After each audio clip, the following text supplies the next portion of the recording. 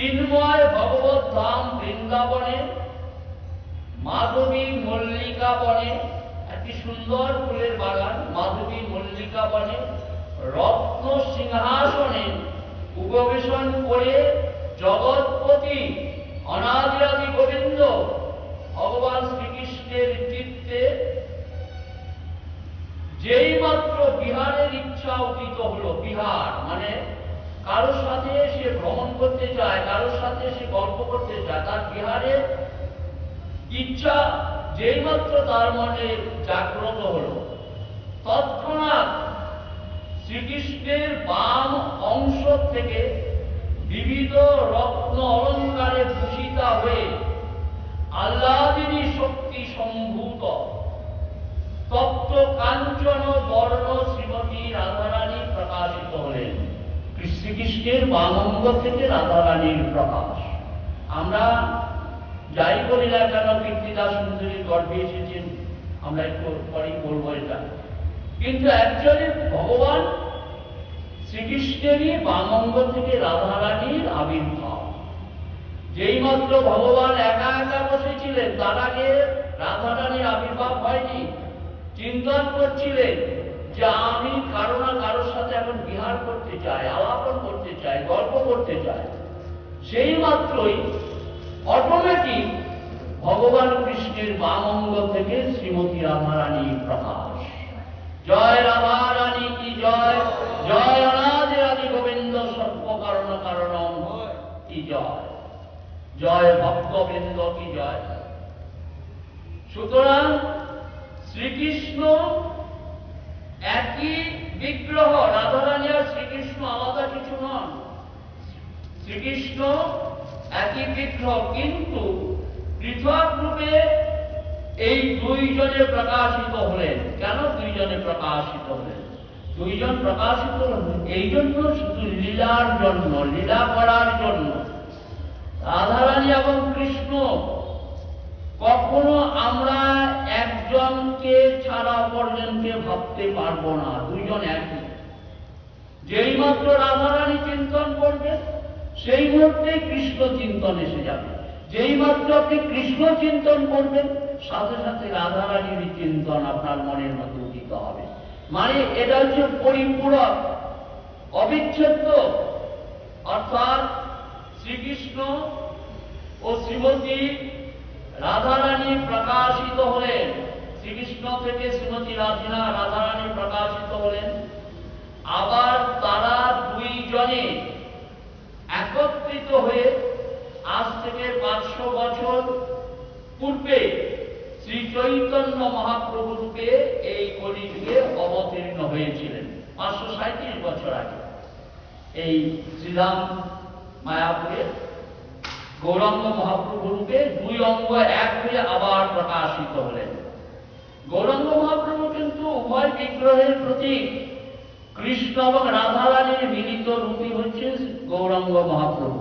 গৌরাঙ্গ মহাপ্রভু শুধু কৃষ্ণ নন, গৌরাঙ্গ মহাপ্রভু শুধু রাধারানী নন, উভয়ের মিলিত প্রকাশ হচ্ছে এই গৌরাঙ্গ মহাপ্রভু। সেই সম্বন্ধে স্বরূপ দামোদর গোস্বামী উদ্ধৃত করেছেন, লিখেছেন, শ্রী চৈতন্য চরিতামৃতে বলেছেন যে শ্রী রাধিকা শ্রীকৃষ্ণের প্রণয়ের বিকার স্বরূপ। প্রণয়, প্রণয় মানে ভালোবাসা, প্রণয় মানে প্রেম, প্রণয় মানে শুদ্ধতা। এই শ্রী রাধিকা হল শ্রীকৃষ্ণের প্রণয়ের বিকার স্বরূপ। বিকার স্বরূপ মানে ভগবানের নিজের থেকেই এর প্রকৃতি রাধারানীর প্রকাশ। বামঙ্গ থেকে, ভগবানের বামঙ্গ থেকে রাধারানীর প্রকাশ। শ্রীমতী রাধারানী শ্রীকৃষ্ণের আহ্লাদিনী শক্তি, আর ভগবান কৃষ্ণ হচ্ছেন শক্তিমান। শক্তি ছাড়া কখনো শক্তিমান প্রকট হতে পারে না। শুধু শক্তিমান প্রকটিত হবে আর শক্তি থাকবে না, তাহলে হবে না। শ্রীমতী রাধারানী হচ্ছে শক্তি, ভগবান হচ্ছেন শক্তিমান। ভগবান এই রাধারানীর শক্তিতেই শক্তিমান। এই জন্য তারা যুগল শ্রীমতী রাধারানী ও শ্রীকৃষ্ণ এক আত্মা, দুজনের আলাদা আত্মা নয়, দুজনের আলাদা আলাদা আত্মা নয়, এক আত্মা, দুজনের একই আত্মা। কিন্তু এই একাত্মা হলেও তারা অনাদিকাল থেকে, আমরা জানি না কোন দিন থেকে রাধা এবং কৃষ্ণ আলাদা আলাদা ভাবে লীলা করছে, এটা আমাদের জানা সম্ভব হয়নি। তাই বলছেন, ভাগবত বলছেন, তারা অনাদিকাল থেকে গোলকে পৃথক দেহ ধারণ করে আছেন, বহুদিন, অনাদিকাল। এখন এই কলিযুগ সেই দুই দেহ পুনরায় একত্রে যুক্ত হয়ে শ্রীকৃষ্ণ চৈতন্য নামে প্রকট হয়েছেন। আবার এই কলিযুগে শ্রীধাম মায়াপুরে গৌরাঙ্গ মহাপ্রভু রূপে শ্রীকৃষ্ণ চৈতন্য নামে আবার আবির্ভূত হয়েছিলেন, মানে প্রকট হয়েছিলেন। শ্রীমতী রাধারানীর এই ভাব ও কান্তিযুক্ত শ্রীকৃষ্ণ স্বরূপ শ্রীকৃষ্ণ চৈতন্যকে আমরা প্রণতি নিবেদন করি। জয় রাধা কৃষ্ণ যুগল মিলন কি জয়, জয় চৈতন্য মহাপ্রভু কি জয়।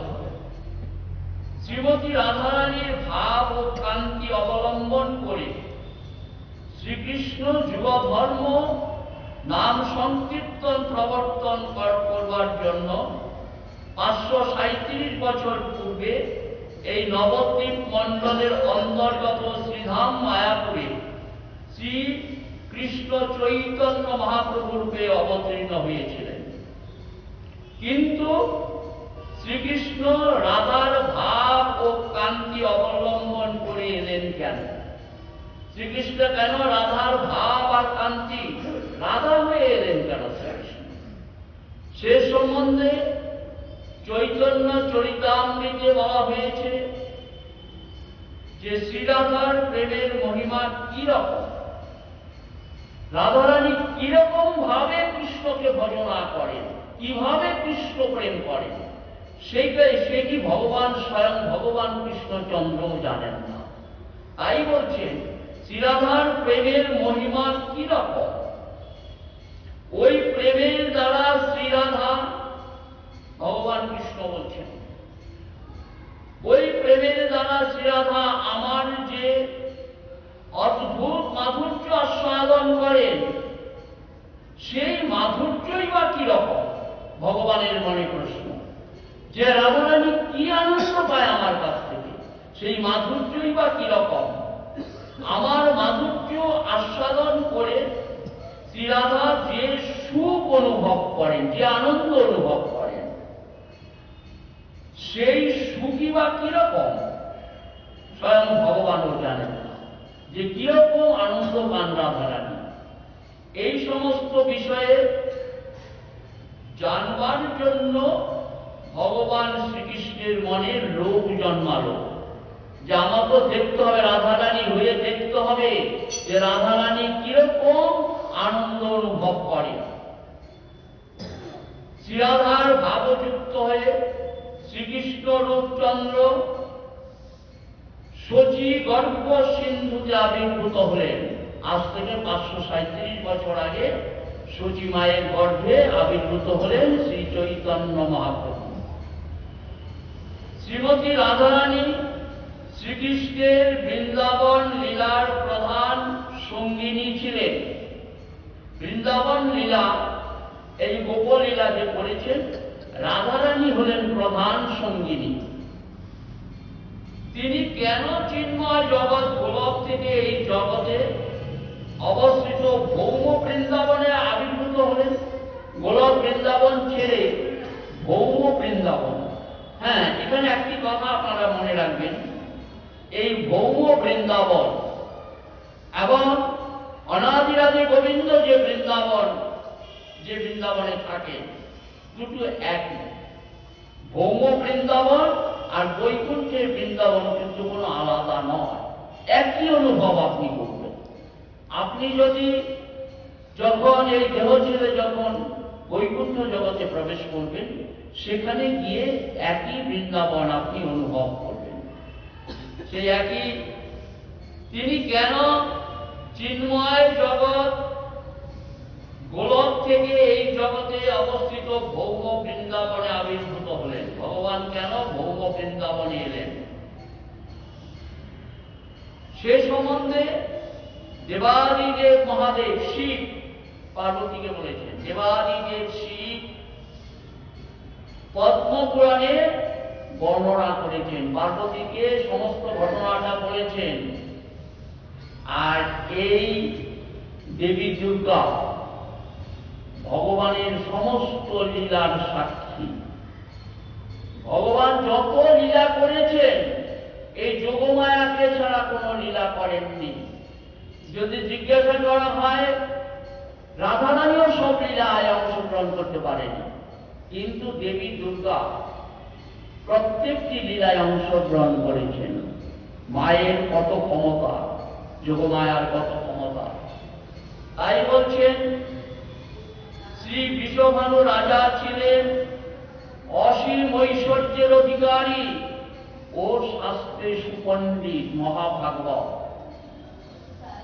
অসীম তার ঐশ্বর্য ধন দৌলত, এবং শাস্ত্রে তিনি ছিলেন সুপণ্ডিত বিশ্বভানু রাজা। তার পত্নী, পত্নী মানে স্ত্রী, তার পত্নী ছিলেন রূপ যৌবন সম্পন্না ও মহাপতিব্রতা কীর্তিদা সুন্দরী। ভাদ্র মাসের শুক্ল অষ্টমী তিথিতে, শুক্ল অষ্টমী তিথিতে মধ্যাহ্নকালে ভগবান শ্রীকৃষ্ণের জন্ম আবির্ভাব হয়েছে রাত্রিবেলায়, মধ্যরাত্রিতে। ঠিক তার বিপরীত মধ্যাহ্নকালে, ভাদ্র মাসের শুক্ল অষ্টমী তিথিতে মধ্যাহ্নকালে তার গর্ভে, মানে ওই কীর্তিদা সুন্দরীর গর্ভে বৃন্দাবনেশ্বরী, বৃন্দাবনের যিনি ঈশ্বরী, বৃন্দাবনেশ্বরী শ্রীমতী রাধা ঠাকুরানী হরির ইচ্ছায়, ভগবানের ইচ্ছায় জন্মগ্রহণ করলেন। ভগবানের ইচ্ছাতে জন্মগ্রহণ করলেন। শ্রীমতী রাধারানীর আবির্ভাবে সমগ্র গোকুল পরানন্দে, অত্যন্ত আনন্দে পরিপূর্ণ হলো। চারিদিকে শুধু আনন্দের কোলাহল। রাধারানীর আবির্ভাব হয়েছে, সেখানে তো আনন্দ হবে। তার আগে অবশ্য ভগবান কৃষ্ণচন্দ্রের আবির্ভাব হয়ে গেছে, তারপরে রাধারানী এসেছে। এবার কন্যারত্ন দর্শনে সকলে উল্লসিত হলেন। সেই বৃন্দাবনবাসী, গোকুলবাসীরা সকলেই শুনলেন যে কীর্তিদা সুন্দরী বিশ্বভানু রাজার একটি খুব সুন্দর কন্যা হয়েছে, চল চল আমরা দেখে আসি। অত্যন্ত সুন্দরী কন্যা হয়েছে। সকলে মিলে সেই রাধারানীকে দেখতে এলেন। কি ভাগ্যবান এরা, বুঝুন। রাধারানীকে আমরা কখনো দর্শনই পাই না, এরা দর্শন করতে চলে এলেন। তা সকলে খুব উল্লসিত হলেন। শ্রী বিশ্বভানু রাজা কন্যার জন্য জন্ম উপলক্ষে ব্রাহ্মণদের বহু দান ধ্যান করলেন। ব্রাহ্মণদের সকলকে দান ধ্যান করলেন।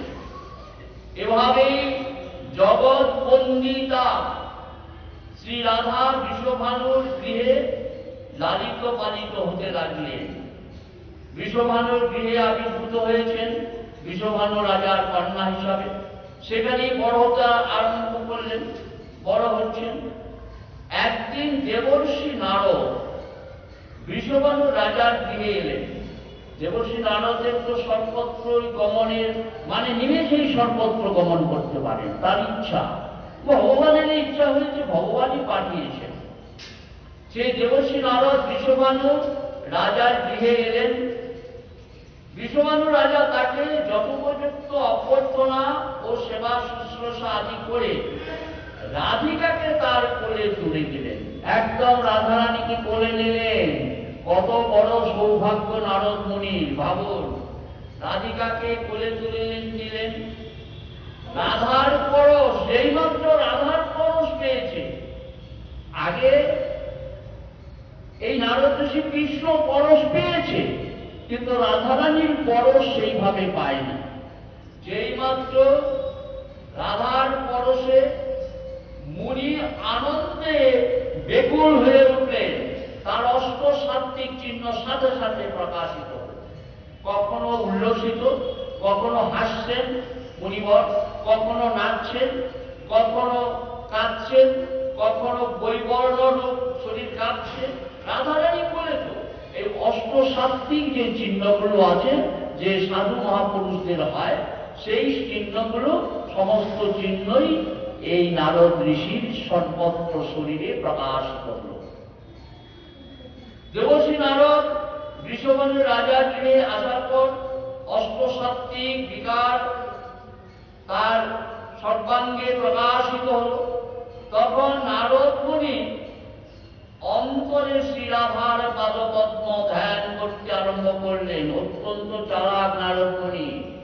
নারদ মুনি অষ্টসাত্ত্বিক চিহ্ন প্রকাশিত হলে কি হবে? নারদ মুনি তো আসল জিনিস পেয়ে গেছে। নারদ মুনি আর দেরি করলেন না, তার ধ্যান পাদপদ্মের ধ্যান আরম্ভ করে দিয়েছে। যে এই ভাগ্য তো আর আমার হবে না, একদম রাধারানীকে বলে নিয়েছেন। তা শ্রীমতী রাধারানীর পাদপদ্ম ধ্যান স্তব করতে লাগলেন। কি বলছেন? নারদ ঋষি বলছেন, তুমি হচ্ছ হরিপ্রিয়া, ভগবানের প্রিয়া, ভগবানের মানে প্রণয়ী। তুমি হচ্ছ হরিপ্রিয়া, তুমি হচ্ছ মহাভাব রূপা। মহাভাব, শুধু ভাব না, মহাভাব রূপা। তুমি গোবিন্দ মোহিনী, তুমি গোবিন্দকে আনন্দ দান করো। এই জন্য তুমি হচ্ছ গোবিন্দ মোহিনী। গোবিন্দকে যিনি মোহন করেন, গোবিন্দকে যিনি আনন্দ দান করেন, সেটি হচ্ছে রাধারানী। তুমি হচ্ছ গোবিন্দ মোহিনী, তুমি হচ্ছ আনন্দ স্বরূপা, তুমি হচ্ছ আনন্দের প্রকাশ। এইটি সেই রাধারানীর স্তব করতে করতে নারদ ঋষি বলতে আরম্ভ করলেন, সমস্ত দেবতারা তোমার পাদপদ্ম ধ্যানে মগ্ন থাকে। সমস্ত দেবতা এই রাধারানীর পাদপদ্ম ধ্যান করে। আমরাও সেই রাধারানীকে সশ্রদ্ধ প্রণতি নিবেদন করে তার ধ্যান করছি। জয় রাধারানী কি জয়। বৈকুণ্ঠের লক্ষ্মীগণ, এবার রাধারানীর বিবরণ শুনুন। বৈকুণ্ঠের লক্ষ্মীগণ, সমস্ত লক্ষ্মী, বৈকুণ্ঠে যত লক্ষ্মী আছেন, লক্ষ্মী থাকে সেটা নারায়ণ থাকে, যে বৈকুণ্ঠের লক্ষ্মীগণ, দ্বারকার মহিষীগণ। দ্বারকায় ভগবান কৃষ্ণচন্দ্রের মহিষী ছিল কত? 16,108 জন। এরা প্রত্যেকেই ভগবান কৃষ্ণচন্দ্রের মহিষী, বিবাহিত মহিষী। প্রথমত তার 8 জন মহিষী ছিলেন, প্রধান মহিষী। আর 16,100 রাজকন্যাকে ভৌমাসুর কি করেছিলেন? এদের বন্দী করেছিলেন। সেই এদের উদ্ধার করে যখন নিয়ে আসলেন, তখন এই রাজকন্যারা বললেন যে আমরা এখন কোথায় যাব? আমাদের তো অন্য কোনো রাজপুত্র গ্রহণ করবে না। হে গোবিন্দ, তুমি আমাদের পরম স্বামী, তুমি আমাদের গ্রহণ করো। ভগবান এই 16,100 জনকেই পত্নী রূপে, মহিষী রূপে গ্রহণ করলেন। তার আগে ভগবানের ছিল 8 জন মহিষী। এই জন্য মোট 16,108 জন।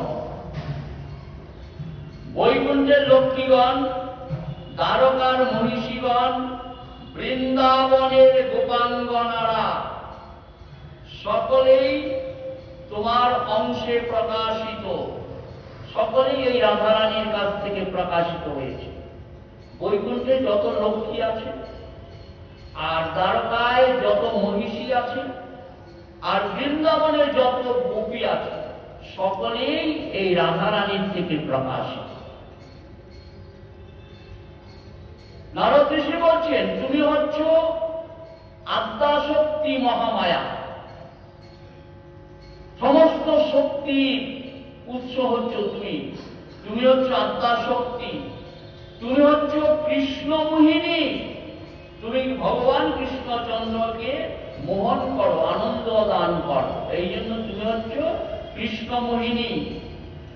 এবং তুমি হচ্ছ কৃষ্ণের প্রাণ স্বরূপ, সমগ্র জগতের জননী।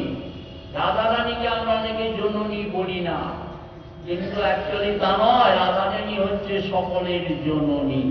ভাগবত যা বলছে তাই আপনাকে মানতে হবে। রাধারানী হচ্ছেন সমগ্র জগতের জননী। ভাগবত বলছেন, নারদ ঋষি বলছেন, কৃষ্ণের প্রাণ স্বরূপা সমগ্র জগতের জননী হচ্ছেন রাধারানী। এই নারদ মুনির স্তবে সন্তোষ লাভ করে শ্রী রাধারানী, রাধা ঠাকুরানী মুনিকে তার ভুবন মোহিনী দিব্যরূপ দর্শন দান করলেন। এতক্ষণ তো কোলে নিয়েছিলেন, কিন্তু দিব্যরূপ এখনো দেখাননি রাধারানী। যেই মাত্র তাকে স্তব করলেন, এবার রাধারানী ওই ছোট্ট বালিকা রূপ সে কি করল, সেই নারদ ঋষিকে, নারদ মুনিকে তার দিব্যরূপ দর্শন করালেন। সেই দিব্যরূপটা কি? সেই দিব্যরূপটি ছিল কল্প বৃক্ষ তলে রত্ন সিংহাসনে সখীগণ সহ উপবিষ্ট শ্রীমতী রাধা রানীকে কোন সখী চামর বেদন করছেন। রাধা রানীকে এরকম ভাবে হাওয়া দিচ্ছেন, চামর বেদন করছেন, সেই রূপটা দেখাচ্ছে। সাথে সাথে প্রকাশিত হয়ে গেল। চামর বেদন করছেন। কোন কোন সখী তার মাথার উপরে দিব্য ছত্র ধরে আছে। রাধারানীর সমগ্র শরীর দিব্য অলঙ্কারে ঝলমল করছিল, দিব্য অলঙ্কার, অনেক অলঙ্কার, এবং চতুর্দিকে দিব্য অঙ্গের ছটা বিচ্ছুরিত হচ্ছিল, দিব্য আলো। অটোমেটিক রাধারানীর শরীর থেকে আলো বেরোচ্ছে, ঠিকরে ঠিকরে আলো বেরোচ্ছিল। মানে আমরা আপনারা সাধারণভাবে ওই লাইটের দিকে যেমন তাকাতে পারছি, রাধারানীর দিকে আমরা তাকাতেও পারবো না, এরকম তার গায়ের থেকে আলো বেরোচ্ছে। দিব্য অঙ্গের ছটা বিচ্ছুরিত হচ্ছিল। এই দিব্য রূপ দর্শন করে নারদ মুনির দেহ পুলকিত হল। নারদ মুনি খুব খুশি হলেন, পুলকিত হল। তার প্রেমাশ্রু নির্গত হতে লাগলো, অশ্রুধারা নির্গত হতে লাগলো। তারপর নারদ মুনি সকলের অলক্ষ্যে, কেউ দেখতে পায়নি, সকলের অলক্ষ্যে শ্রী রাধাকে বৃষভানু রাজার কোলে অর্পণ করলেন। বৃষভানু রাজা তার কোলে দিয়েছিলেন, আবার বৃষভানু রাজার কোলে তুলে দিলেন। নারদ মুনি তারপর ভানু ও কীর্তিদা সুন্দরীকে ডেকে রাধার গুণ মহিমা বর্ণনা করতে লাগলেন। এবার নারদ মুনি প্রথম রাধারানীর গুণ মহিমা ওই কীর্তিদা সুন্দরীকে আর ভানু রাজাকে বলতে আরম্ভ করলেন।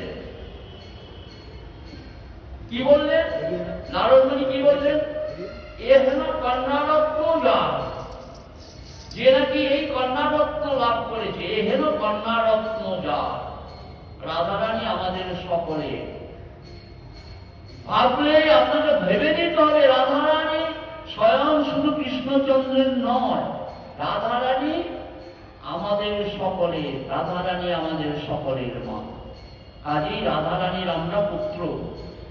তাই এখানে নারদ ঋষি বললেন, এই হল কন্যারত্ন যার, তিনি জগৎ মাঝারে অত্যন্ত ভাগ্যবান। তার মতো ভাগ্যবান আর কেউ নেই। শ্রী রাধা হচ্ছেন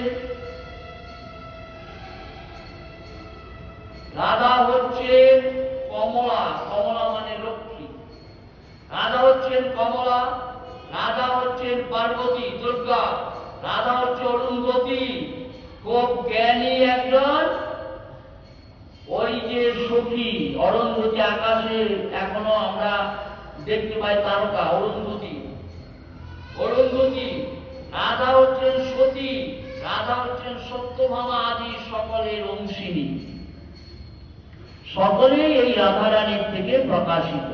এই জন্য রাধারানী হচ্ছে কমলা, পার্বতী, অরুন্ধতী, সতী, সত্যভামা সকলের অংশিনী। তার সমান শ্রীহরির প্রিয়া আর কেউ নয়। শ্রীহরির কাছে রাধারানীর মতো প্রিয়া আর কেউ নয়। এই কন্যার প্রভাবে গোকুল, বৃন্দাবন, গোকুল সকল সম্পদে পরিপূর্ণ হবে। নারদ ঋষি বললেন এই গোকুল এখন ধন সম্পদে পরিপূর্ণ হবে। লক্ষ্মী এসেছে, রাধারানী এসেছেন, পরিপূর্ণ হবে। নারদ মুনি আরো বললেন যে এই কন্যা এক মহাপুরুষের নারী হবে। মহাপুরুষ ভগবান কৃষ্ণচন্দ্রই একমাত্র মহাপুরুষ। এক মহাপুরুষের নারী হবেন এবং তার কৃপায় চক্ষু ফিরে পাবেন। রাধারানী যখন জন্ম হয়েছে, রাধারানী অন্ধ, দেখতে পান না, কিচ্ছু দেখছেন না, আপনার চোখ খুলছেন না। নারদ ঋষি বললেন যে চিন্তার কোনো কারণ নেই, সেই মহাপুরুষের কৃপায়, সেই ভগবানের কৃপায় চক্ষু ফিরে পাবেন, অতএব দুঃখের কোনো কারণ নেই। হে বিশ্ববর্ণ রাজা, তুমি কোনো দুঃখ করো না। হে কৃত্তিদামা, তুমি দুঃখ করো না। এ অবিলম্বে এর চক্ষু ফিরে পাবেন।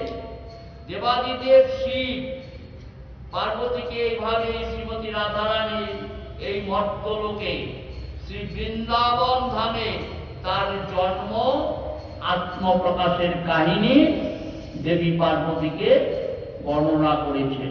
যেভাবে নারদ ঋষি বলেছেন, সেইভাবেই মহাদেব পার্বতীকে এই রাধারানী সম্বন্ধে বলছেন। এবার পুনরায় পার্বতী দেবী, দেবী দুর্গা শিবকে জিজ্ঞাসা করলেন, শ্রী রাধার চোখ খুলে সব কিছু দেখছে না কেন? কেন চোখ নিমিলিত করে রেখেছে? কেন চোখ বন্ধ করে রেখেছে? কারণটা কি? দুর্গা প্রশ্ন করছেন। কাকে? দেবাদিদেব মহাদেবকে, তার কবিকে প্রশ্ন করছেন। তখন শিব বলতে লাগলেন যে দেবতাদের অনুরোধে শ্রীকৃষ্ণ যখন এই মর্তলোকে অবতরণের ইচ্ছা প্রকাশ করলেন, এই মর্তলোকে যখন আগমন করবেন ভগবান শ্রীকৃষ্ণ, তখন একদিন তার লীলার নিত্য সঙ্গিনী শ্রীমতী রাধারানীকে ডেকে বললেন, সেই বৈকুণ্ঠ ধামে বৃন্দাবনে, গোলকধাম বৃন্দাবনে রাধারানীকে ডেকে বললেন। ভগবান কৃষ্ণচন্দ্র বললেন, আমি যখন মর্তলোকে অবতরণ করব, হে রাধারানী, আমি যখন মর্তলোকে যাব, অবতরণ করব, আমার লীলা পরিপুষ্টি সাধনের জন্য, আমার এই লীলাকে পরিপূর্ণ করার জন্য, তখন তুমিও মর্তলোকে জন্মগ্রহণ করবে। তুমি এই শ্রীরাম বৃন্দাবনে থাকবে না, তুমি আমার সাথে সাথে এই ভৌম বৃন্দাবনে তুমিও যাবে। সেই কথা শুনে অত্যন্ত বেকুলিত হয়ে এবার রাধারানী খুব চিন্তনে পড়ে গেল। সেই কথা শুনে অত্যন্ত বেকুলিত হয়ে শ্রী রাধারানী বললেন, হে কমললোচন, হে ভগবান, মর্তে জন্মগ্রহণ করলে আমার পরপুরুষের দর্শন হয়ে যাবে। যে আমি যেইমাত্র মর্তলোকে গিয়ে জন্ম নিব, আমি গিয়ে চোখ খুলব, তাহলে আমি অন্য পুরুষের মুখ দর্শন করে ফেলব। আমি তো তোমার মুখ ছাড়া কারো মুখ দর্শন করি না, তোমাকে ছাড়া আমি আর কাউকে দর্শন করি না। তাই আমাকে অশেষ দুঃখ ভোগ করতে হবে। এই পরপুরুষের মুখ দর্শন করলে আমাকে অনেক কষ্ট ভোগ করতে হবে। তখন ভগবান শ্রীকৃষ্ণ রাধা ঠাকুরানীকে আশ্বাস দিয়ে বললেন, রাধারানীকে আশ্বাস দিচ্ছেন, হে রাধারানী, তোমার ভয়ের কোনো কারণ নেই, তুমি চিন্তা করো না। তুমি সর্বক্ষণ সর্বাবস্থায় আমাকেই দেখতে পাবে। তুমি কাউকে দেখবে না, অন্য কোনো পুরুষ দেখতে পাবে না, তুমি আমাকেই দেখতে পাবে। এই কথা বলে শ্রীকৃষ্ণ নন্দ গোপ ঘরে জন্মগ্রহণ করলেন, যশোদা রানীর গর্ভে এলেন। আমরা যদিও জানি যে মা দেবকীর গর্ভ কৃষ্ণ এসেছেন, হ্যাঁ এসেছেন, কিন্তু এই বৈকুণ্ঠের যিনি কৃষ্ণ তিনি এসেছেন মা যশোদার গর্ভে। মনে রাখবেন, বৈকুণ্ঠের কৃষ্ণ এসেছেন মা যশোদার গর্ভে, আর দেবকী আসছেন নারায়ণের অবতার কৃষ্ণ। এই দুইজনই আবার একত্র হয়েই কৃষ্ণ রূপ ধারণ করলেন। দুইজন একই সাথে জন্মগ্রহণের একই সময়ে। আর ওই যে যখন জন্ম নেন দেবকী যশোদা মায়ের গর্ভে, তখন এরা যমজ ভাই বোন হিসাবে দেবী দুর্গাও জন্ম নিয়েছিলেন। এই জন্য ভগবান কৃষ্ণচন্দ্র আর দেবী দুর্গা যোগমায়া হচ্ছে ভাই বোন, যেহেতু একই গর্ভে একই সাথে দুইজনের জন্ম হয়েছিল। লীলার পুষ্টি সাধনের জন্য, লীলাকে বাস্তবায়িত করার জন্যই ভগবানের ইচ্ছাতেই এই যোগমায়া সেই মা যশোদার গর্ভে কন্যা হিসাবে জন্ম নিয়েছিলেন। শ্রীমতী রাধারানী কীর্তিদার গর্ভে জন্মগ্রহণ করলেন। শ্রীমতী রাধারানী কোথায় জন্ম নিলেন? কীর্তিদা সুন্দরীর গর্ভে। ভানু মহারাজের স্ত্রী কীর্তিদা সুন্দরী কন্যার চক্ষু মুদ্রিত দেখে কীর্তিদা দেবী মনে মনে অত্যন্ত দুঃখ পেলেন যে হায়, আমার কন্যা তো দেখি চোখে তাকাচ্ছে না, আমার মেয়ে কি তাহলে অন্ধ? আমার মেয়ে তো অন্ধ হয়েছে, কিছু দেখতে পাচ্ছে না। দেবী পার্বতী শিবের কাছে আবার জানতে চাইলেন। ভাগবত হচ্ছে তো, সেই দেবী দুর্গা সবসময় প্রশ্ন করছেন দেবাদিদেব মহাদেবকে। দেবাদিদেব মহাদেব হচ্ছেন সর্বশ্রেষ্ঠ বৈষ্ণব। তিনি এই দেবাদিদেব মহাদেব জানেন না এমন কিছু নেই, সব জানেন। আর দেবী দুর্গা প্রশ্ন করছেন। দেবী পার্বতী শিবের কাছে আবার জানতে চাইলেন যে শ্রীরাধা কিভাবে তার দৃষ্টিশক্তি ফিরে পেলেন, কিভাবে তিনি আবার দেখতে পেলেন। তখন দেবাদিদেব শিব বলতে লাগলেন যে বৃষভানু রাজার আমন্ত্রণে নন্দ মহারাজ ও তার স্ত্রী যশোদা রানী ও তাদের পুত্র কৃষ্ণকে নিয়ে যখন ভানুর ভবনে, ভানু মহারাজের ভবনে এলেন, তখন বৃষভানু রাজা নন্দ মহারাজকে এবং কীর্তিদা সুন্দরী যশোদা দেবীকে আলিঙ্গনে আবদ্ধ করলেন। দুইজনকে জড়িয়ে ধরলেন। রাজা জড়িয়ে ধরলেন কাকে? নন্দ মহারাজকে। আর রানী জড়িয়ে ধরলেন কাকে? মা যশোদাকে জড়িয়ে ধরলেন। এদিকে দুইজনকে তো জড়িয়ে ধরেছে, এদিকে নাটের গুরু ভগবান কৃষ্ণচন্দ্র গুড়ি গুড়ি আস্তে আস্তে ওই রাধিকার কাছে চলে গেছে। এখন এরা গল্প গুজব করছে, কি করছে? তখন কি করছে? দেবাদিদেব শ্রী বলতে লাগলেন বৃষভানু রাজার আমন্ত্রণে নন্দ মহারাজ তার স্ত্রী যশোদা ও পুত্র কৃষ্ণকে নিয়ে যখন ভানুর ভবনে এলেন, তখন বৃষভানু রাজা নন্দ মহারাজকে এবং কীর্তিদা সুন্দরী যশোদা দেবীকে আলিঙ্গনে আবদ্ধ করলেন। তখন অন্তর্যামী ভগবান শ্রীকৃষ্ণরও তখন খুব বেশি বয়স না, হামাগুড়ি দিচ্ছে। হামাগুড়ি ওই 1 বছরের মধ্যেই দেয়। হামাগুড়ি দিতে দিতে শ্রীরাধার পালঙ্কের কাছে এসে যখন তার হাত দিয়ে রাধার চোখ স্পর্শ করলেন, ওই যে কথা দিয়েছিলেন যে আমি তো অন্য পুরুষের চোখ মুখ দর্শন করব না, তুমি কথা দাও একমাত্র তুমি আমাকে, আমি অন্ধ হয়েই থাকবো যে পর্যন্ত তুমি না আসবে, আমি কাউকে চেয়ে দেখব না। তার তখন রাধার চোখ স্পর্শ করলেন ভগবান শ্রীকৃষ্ণ, আস্তে করে রাধা রানীর চোখ স্পর্শ করলেন। তৎক্ষণাৎ রাধা রানী চোখ খুলে শ্রীকৃষ্ণের দিকে তাকালেন। হরি বল, দুইজনের চোখাচোখি হয়ে গেল যে দেখো আমি কথা রক্ষা করেছি। এভাবেই রাধা ও কৃষ্ণ পরস্পর দৃষ্টি বিনিময় করে দিব্য আনন্দে মগ্ন হলেন। এই যে আজকে বিবাহ হতে এই যে চোখে আমরা দিব্য দর্শন করা হয়, এইটা কিন্তু এখান থেকে এসেছে। এটাকে বলা হয় দিব্য দর্শন, মনের ভাব আদান প্রদান। বিয়ের সময় যে স্বামী স্ত্রী হওয়ার সময় যে দুজন দুজনের দিকে তাকায়, শুভ দৃষ্টি বলে। ইত্যবসরে বৃষভানু রাজা কন্যার কাছে গিয়ে দেখে শ্রী রাধার নয়ন প্রকাশিত হয়েছে। রাধা রানীর কয়েকদিন বয়স হয়ে গেছে, কিন্তু রাধা রানী তো অন্ধ হয়েই থাকে, তাকায় না, কিন্তু এসে থেকে আরে খুব সুন্দরভাবে তাকিয়ে আছে। তখন তিনি বুঝলেন শ্রীকৃষ্ণই রাধার নয়ন দান করেছেন। এই নয়ন দান কে করেছেন? ভগবান শ্রীকৃষ্ণ। তাই রাধা শ্রীকৃষ্ণের নয়ন যুগলের মণিস্বরূপ হবেন। রাধা হচ্ছেন, শ্রীকৃষ্ণ হচ্ছে রাধা রানীর নয়নের মণি।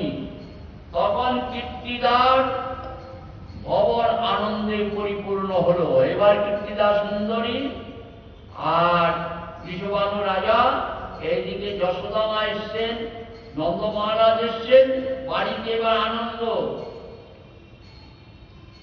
রাধা নামটি প্রকাশিত হয়েছে কোথা থেকে? আরাধনা শব্দ থেকে। রাধা, রাধা, আরাধা, আরাধনা শব্দ থেকে এই রাধা নাম প্রকাশিত হয়েছে। এর অর্থ হচ্ছে উপাসনা করা, ভজনা করা, তপস্যা করা, পূজন করা, ভজন করা। রাধা মানে ভজনা করা। যিনি শ্রীকৃষ্ণের আরাধনায় সর্বশ্রেষ্ঠ যিনি, তারই নাম হচ্ছে রাধিকা। রাধা রানীর মতো ভগবান কৃষ্ণচন্দ্রকে আর কেউ এইভাবে আরাধনা করেনি, এবং ব্রজের গোপীরাও না। ব্রজের গোপীরা হচ্ছেন দ্বিতীয়, রাধা রানী হচ্ছেন প্রথমা।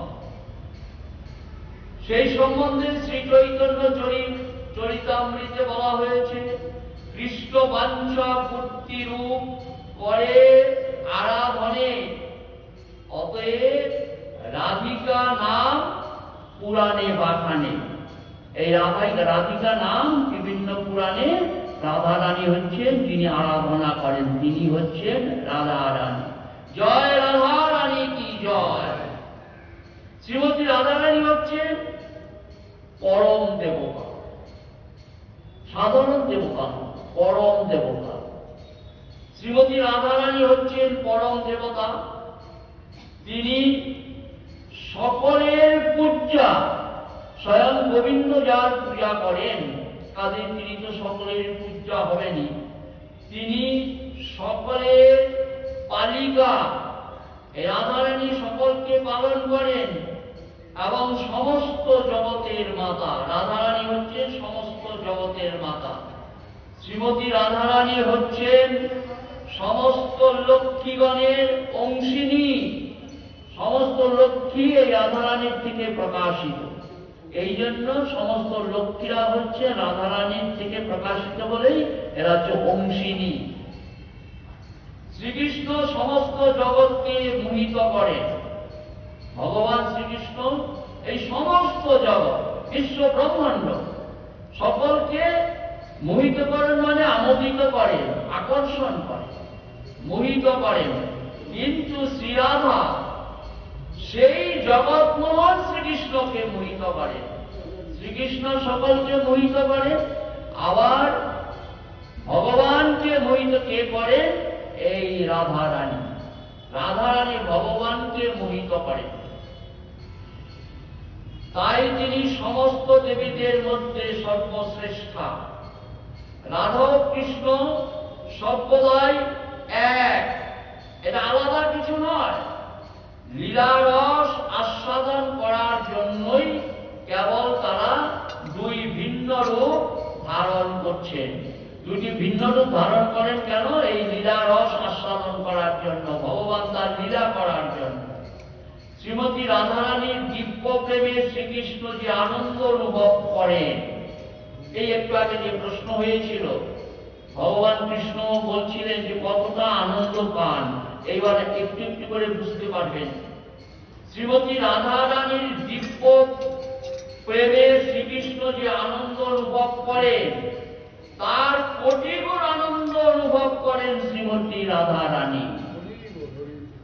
মানে রাধারানী কৃষ্ণের প্রেমে কোটি কোটি গুণ আনন্দ অনুভব করেন। এই জন্যই গৌরাঙ্গ মহাপ্রভু রূপ ধারণ করে, এই গৌরাঙ্গ হয়ে রাধারানীর রূপ ধারণ করে কৃষ্ণ নামের মহিমা কীর্তন করার জন্য, কৃষ্ণ নামে রসাস্বাদন করার জন্য এই আজ থেকে 537 বছর পূর্বে শ্রীধাম মায়াপুরে অবতীর্ণ হয়েছেন।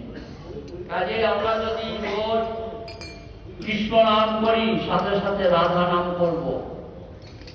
জয় রাধে আগে বলতে হবে সব সময়, জয় রাধে, জয় রাধে, জয় রাধে, জয় রাধে।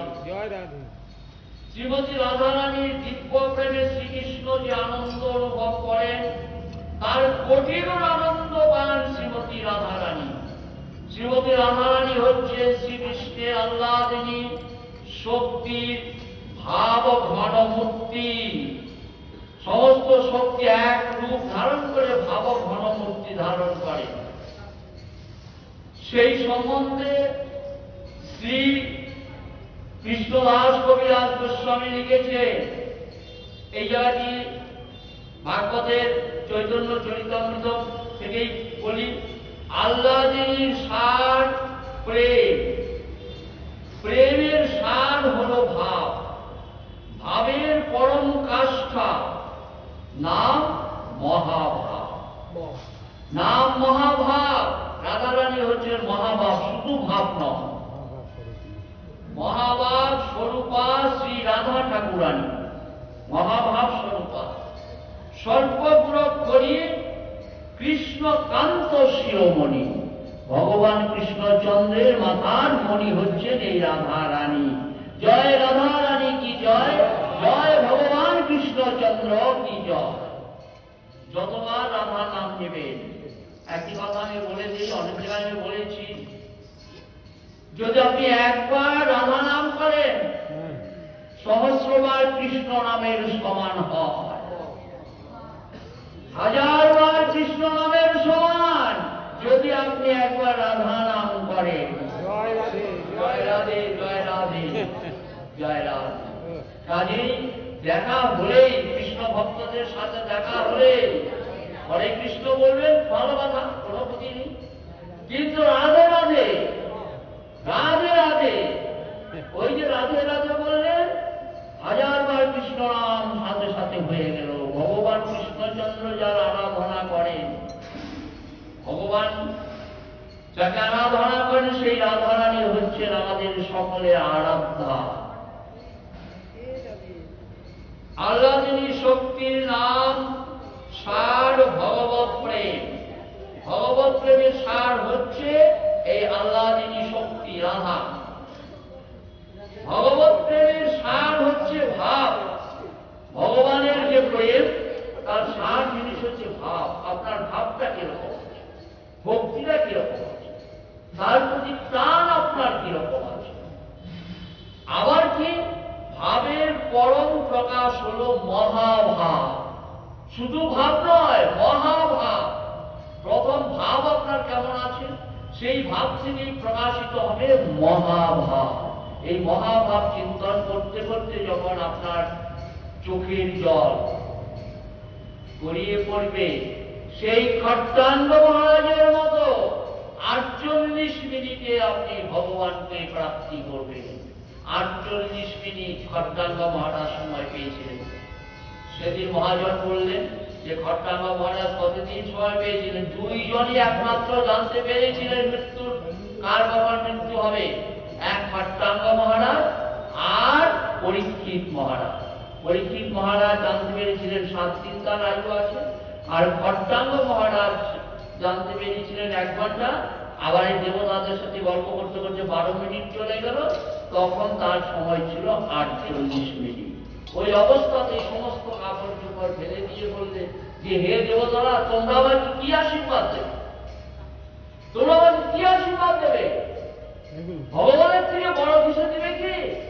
বলে না, তা আমাদের সেই ক্ষমতা নেই। এই যাবে বসলাম, হ্যাঁ আমি যুদ্ধ জয়, আমি এগুলো ভুলে গেলাম। এখন আমি এই যে বসলাম 48 মিনিট ভগবানকে সাধনা করলেন, তারপরে তাকে বৈকুণ্ঠ থেকে ভগবান কৃষ্ণচন্দ্র এসে নিয়ে গেলেন। যা আপনারা বলবেন। ব্রজ আল্লাদিনী শক্তির সার ভগবত প্রেম। এই ভগবত প্রেম করতেই হবে, ভগবত প্রেম ছাড়া কোনো উপায় নেই। হরে কৃষ্ণ মহামন্ত্র করতেই হবে। ব্রজ গোপিকাদের স্বাভাবিক প্রেমে কামের লেশ মাত্র নেই। এই যে ব্রজ গোপীরা হচ্ছে রাধারানীর কায়গ্রহ, মানে গোপীরা হচ্ছে স্বয়ং রাধারানীরই অংশ। তা অত্যন্ত নির্মল, অত্যন্ত উজ্জ্বল এবং তপ্ত কাঞ্চনের মতো বিশুদ্ধ। রাধারানীর প্রেম হচ্ছে বিশুদ্ধ কাঞ্চনের মতো। ব্রজ গোপিকারা কৃষ্ণের সহায়। ব্রজ গোপিকারা কার সহায়? কৃষ্ণের সহায়। কৃষ্ণকে সাহায্য করে, কৃষ্ণকে প্রাপ্তির সাহায্য করায় আমাদের এই ব্রজ গোপিকারা। আমরা যদি গোপিকাদের কথাখানি স্মরণ করি, তাহলে কৃষ্ণের সহায় আমরা পাবো, কৃষ্ণের সাহায্য পাবো। তাই ব্রজ গোপিকারা হচ্ছেন কৃষ্ণের সহায়। তারা হচ্ছেন গুরু, বান্ধবী, প্রেয়সী, প্রিয়া, শিষ্যা, অন্তরঙ্গ সঙ্গী ও দাসী। এই ব্রজ গোপীরা হচ্ছেন এতগুলো জিনিস ভগবানের। গোপিকারা শ্রীকৃষ্ণের মনের বাসনা জানেন। গোপিকারা মনের বাসনা জানেন। তারা জানেন কিভাবে শ্রীকৃষ্ণকে আনন্দ দান করতে হয়। এই গোপিকারাই জানেন কিভাবে আনন্দ দান করতে হয়। এদের মধ্যে শ্রীমতী রাধারানী হচ্ছেন সর্বোত্তমা। রাধারানীর উপরে আর কেউ নেই। রাধারানী হচ্ছেন সর্বশ্রেষ্ঠা। রূপে, গুণে, সৌভাগ্য, প্রেমে তিনি সর্বশ্রেষ্ঠা। রাধারানীর কোনো তুলনা হয় না। শ্রীমতী রাধারানী যেমন শ্রীকৃষ্ণের প্রিয়, রাধাকুণ্ড তেমন শ্রীকৃষ্ণের প্রিয় স্থান। সবসময় ভগবান শ্রীকৃষ্ণ বৃন্দাবনে ওই রাধাকুণ্ডতে গিয়ে অবগাহন করতেন, আর রাধা রানীকে উপলব্ধি করতেন। বাঞ্ছাকল্প তরুভ্যস্য কৃপা